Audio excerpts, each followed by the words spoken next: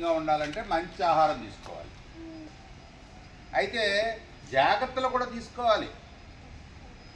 ఇప్పుడు ఈ వర్షాకాలంలోని నీరు కలుషితం అవుతుంది కాబట్టి మనం నీరు త్రాగే దగ్గర చాలా జాగ్రత్తలు తీసుకోవాలి. వీలైతే గోరువెచ్చని నీళ్ళు తాగాలి. అర్థమైందా? మనం త్రాగితే సరిపోదు, మన పరిసర ప్రాంతాల్లో చాలా శుభ్రంగా ఉంచుకోవాలి. ఇంటి దగ్గర పాతకాలం రోజుల్లో గోళాలు అయ్యి పెట్టి ఓపెన్గా ఉంచుతారు, అందులో వర్షం నీరు పడుతుంది. ఆ వర్షం నీరే కదా అని అలా ఉంచేస్తే దోమలు అందులో గుడ్లు పెడతాయి. ఎవరైనా కొబ్బరికాయ తాగేసి అలా బయట పడేశారనుకోండి, అందులో వర్షం నీరు పడింది అనుకోండి, అందులో కూడా దోమలు గుడ్లు పెడతాయి. మన వాళ్ళు సరదాగా టైర్లు, పిల్లలు కానీ లేకపోతే పెద్దలు కానీ వాడేసి టైర్లు తీసుకొచ్చి అక్కడెక్కడో పెట్టి ఎదుర్కొంటూ ఉంటాయి.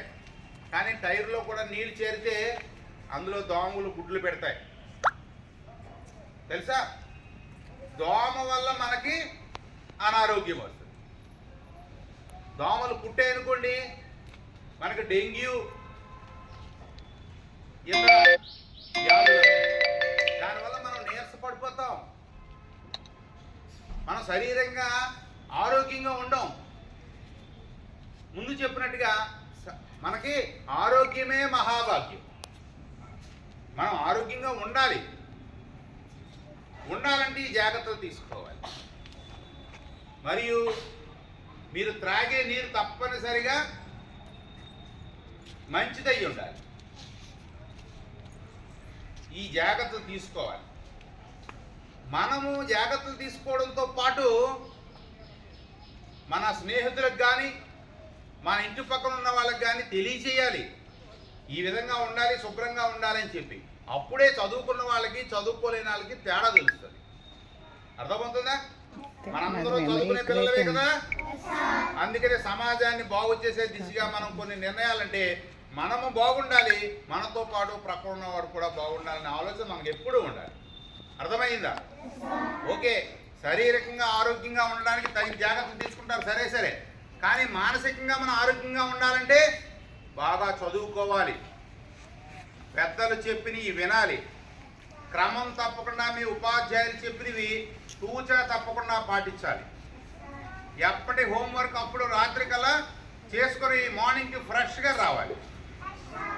వచ్చిన తర్వాత చదువుతో పాటు ఆటపాటల్లో పాల్గొనాలి.